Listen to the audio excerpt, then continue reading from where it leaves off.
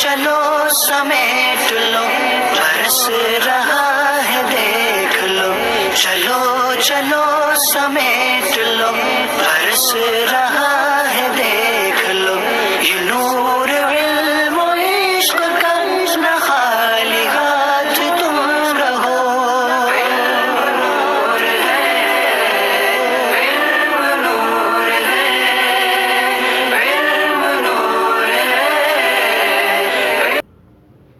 بسم اللہ الرحمن الرحیم۔ الصلاۃ والسلام علیک یا رسول اللہ، الصلاۃ والسلام علیک یا نبی اللہ، الصلاۃ والسلام علیک یا حبیب اللہ وعلی آلک و اصحابک نور اللہ صلی اللہ علیہ وسلم۔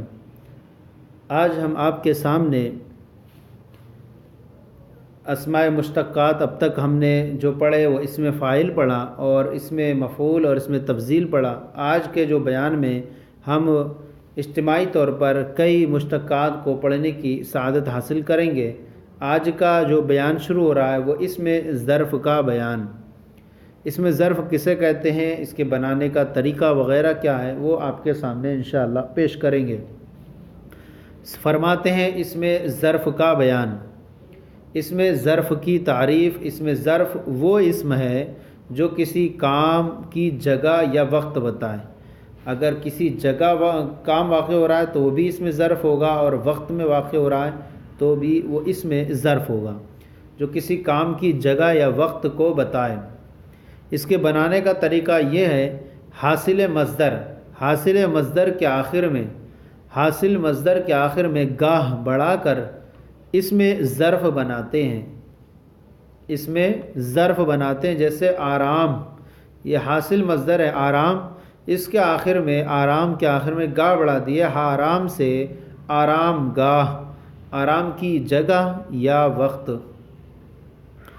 اور کبھی امر سے پہلے کسی اسم کو ملا دیتے ہیں تب بھی وہ ہے، وہ اس میں ظرف بن جاتا ہے۔ کبھی امر سے پہلے کسی اسم کو ملا دیتے ہیں، جیسے زرخیز، سونا پیدا کرنے ہونے کی جگہ۔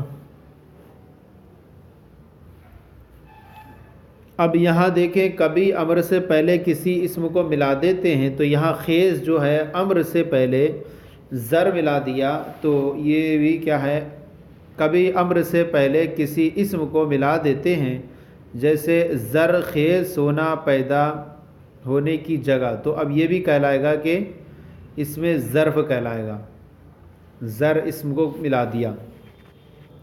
اب یہاں پر جو ہے اس کے بعد بیان فرما رہا ہے، یہ تو ہو گیا اس میں ظرف کا بیان۔ اب اس کے بعد جو ہے وہ اس میں اعلیٰ کا بیان ہے۔ تو اس میں ظرف کی تعریف وہ ہی تھی کہ جو کسی کام کی جگہ یا وقت کو بتائے، اور حاصل مصدر کے آخر میں گاہ بڑھا کر کے اس میں ظرف بناتے ہیں۔ اب فرماتے ہیں اس میں اعلیٰ کا بیان۔ اس میں اعلیٰ کی تعریف، اس میں اعلیٰ وہ اسم ہے جو جس سے کسی کام کا اوزار سمجھا جائے۔ اس میں اعلیٰ وہ اسم ہے جس سے کسی کام کا اوزار سمجھا جائے۔ اس کے بنانے کا طریقہ یہ ہے کہ امر سے پہلے کسی اسم کو زیادہ کر کے، امر سے پہلے کسی اسم کو زیادہ کر کے اس میں اعلیٰ بناتے ہیں۔ امر سے پہلے کسی اسم کو زیادہ کر کے اس میں اعلیٰ بناتے ہیں، جیسے زرکوب، زرکوب سونا کوٹنے کا آلہ۔ یہ کوب جو ہے یہ امر تھا، اس سے پہلے ایک اسم زر کو لگایا گیا تو یہ اس میں آلہ بن گیا، زرکوب سونا کوٹنے کا آلہ۔ اب اس کے بعد بیان فرماتے ہیں حاصل مصدر کا بیان۔ حاصل مصدر جو ہے وہ کسے کہتے ہیں، پیچھے آیا تھا، فرماتے ہیں حاصل مصدر۔ حاصل مصدر وہ اسم ہے جو مصدر کا نتیجہ بتائے۔ حاصل مصدر وہ اسم ہے جو مصدر کا نتیجہ بتائے، جیسے پروردن، یہ مصدر ہے، اس کا نتیجہ جو ہے وہ پروردن سے پرورش، یہ پرورش جو ہوا وہ حاصل مصدر ہوا، اس کا معنی ہے پلائی۔ پروردن پالنا سے پلائی، پرورش، یہ پرورش جو ہے وہ حاصل مصدر ہے۔ اس کے بنانے کا بھی کوئی خاص قاعدہ مقرر نہیں ہے، لہذا ہر مصدر کے ساتھ اسے بھی لکھ دیا جائے گا۔ ہر مصدر کے ساتھ جہاں پر بھی تختی بیان ہوگی آگے تو اس کے ساتھ اسے بھی لکھ دیا جائے گا۔ آگے بیان فرما رہے ہیں طریقِ تعدیہ۔ طریقِ تعدیہ یہ ہے، طریقِ تعدیہ بھی چونکہ مصدر کے بیان میں آئے گا اس لیے ان کی تعریفات آپ کے سامنے بیان کر رہے ہیں۔ تو طریقِ تعدیہ کا بیان، لازم کو متعدی بنانے کا طریقہ یہ ہے۔ طریقہ تعدیہ کیسے بنے گا متعدی؟ لازم کو متعدی بنانے کا طریقہ یہ ہے کہ فعل لازم سے بننے والے امر حاضر کے بعد، فعل لازم سے بننے والے امر حاضر کے بعد انیدن لگا دیں، انیدن لگا دیں۔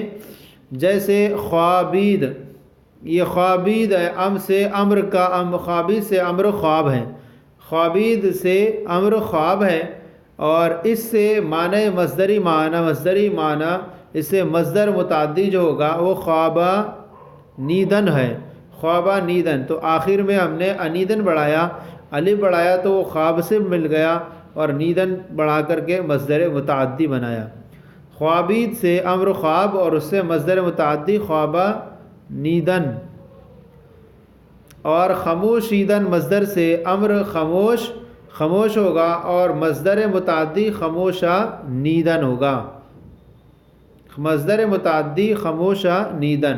تو یہ ہوا طریقہ تعدیہ کہ فعل لازم سے بننے والے امر حاضر کے بعد انیدن کا اضافہ کرنے سے مصدر طریقہ تعدیہ بن جاتا ہے۔